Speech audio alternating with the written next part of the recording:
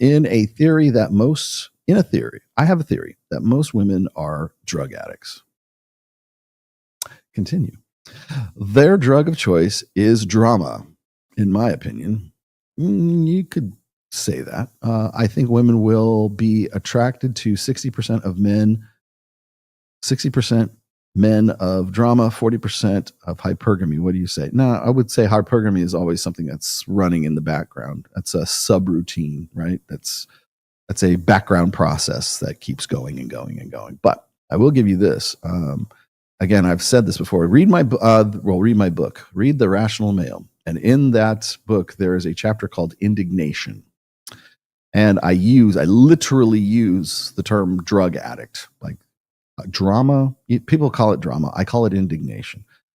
In the absence of indignation, of real indignation, women will manufacture it for themselves.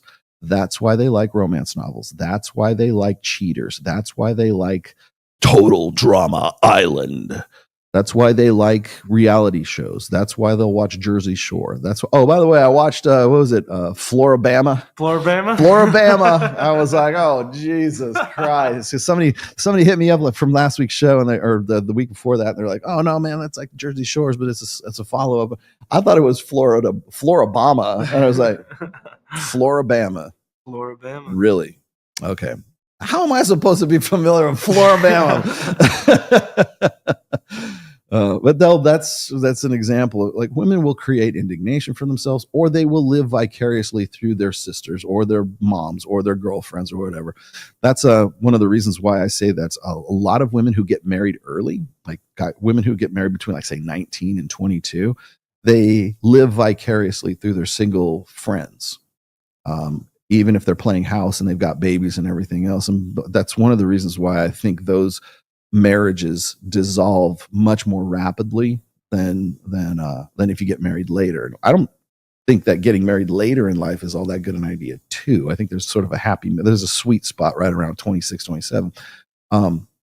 But when women get married, when couples get married early, and usually because of religious reasons, right? It puts women into a state when they get to be in their 30s where they are what I call making up for missing out. And usually that's as a result of having lived for the last 10 years through the eyes of their girlfriends who are supplying them with an artificial source of indignation. If you ever wonder why admissions of guilt on cheater, like guys are cheating on their wives or something like that, women love shows like that. They love it because that here, I'll give you the scientific reason why.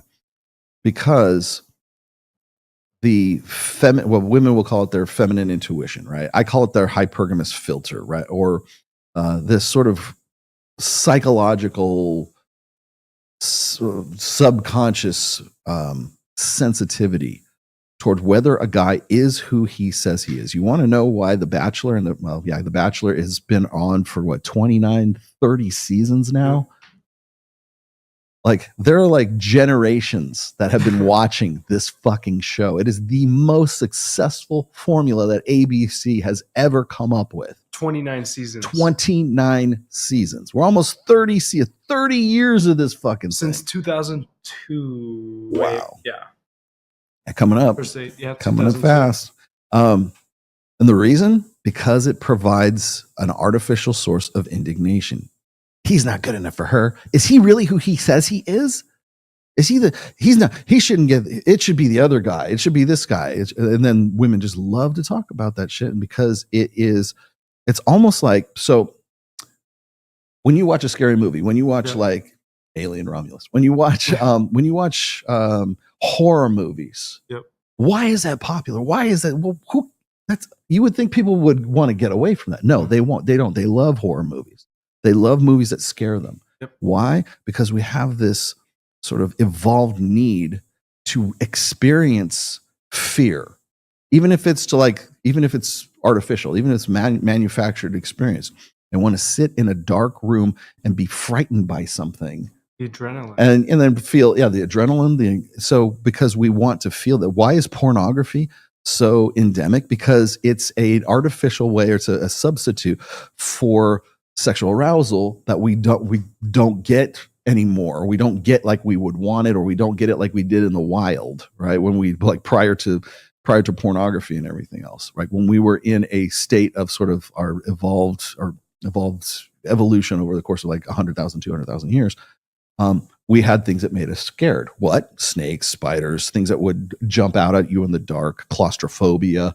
You think of the things that make people scared. Now, also, what turns people on?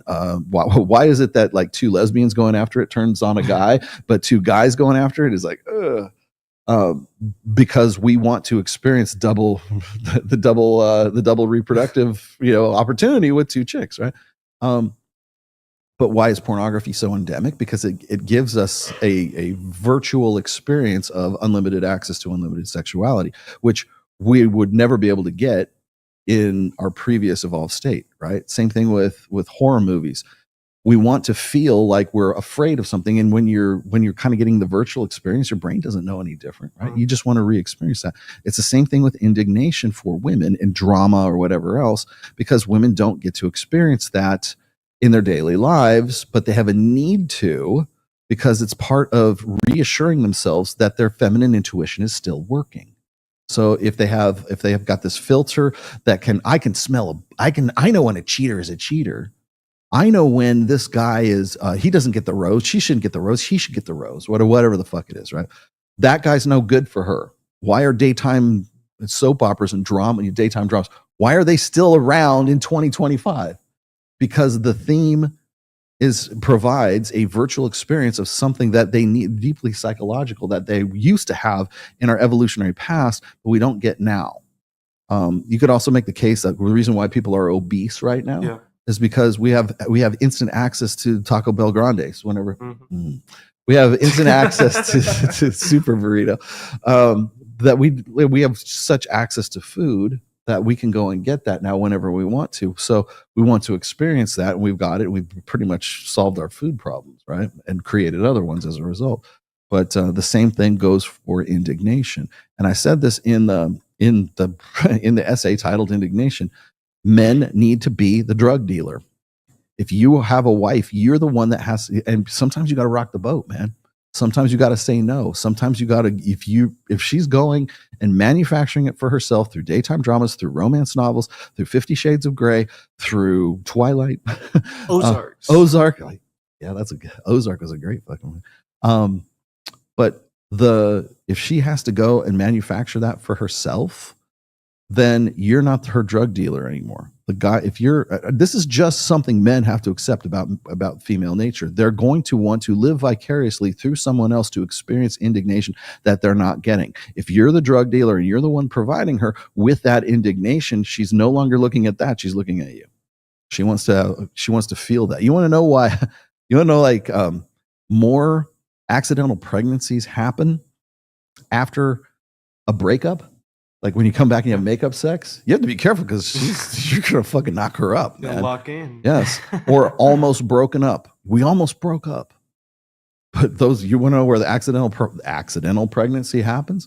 It's in those situations, not when you go, okay, honey, it's Valentine's Day. We're going to have date night. I'm going to take the kids to your sister's and we're going to get this really nice, jacuzzi suite at fucking the Palms. And I'm going to sprinkle fucking rose petals all over the bed. And we're going to have lit candles and everything and all this manufactured romance bullshit. Or, oh, we almost broke up, baby. I want you back so bad. I want. Ooh, did you bring a condom? No. Are you on the pill? I think. You will see more accidental pregnancies happen after a really bad breakup or an almost bad breakup than you will anytime on date nights, because date nights contrived.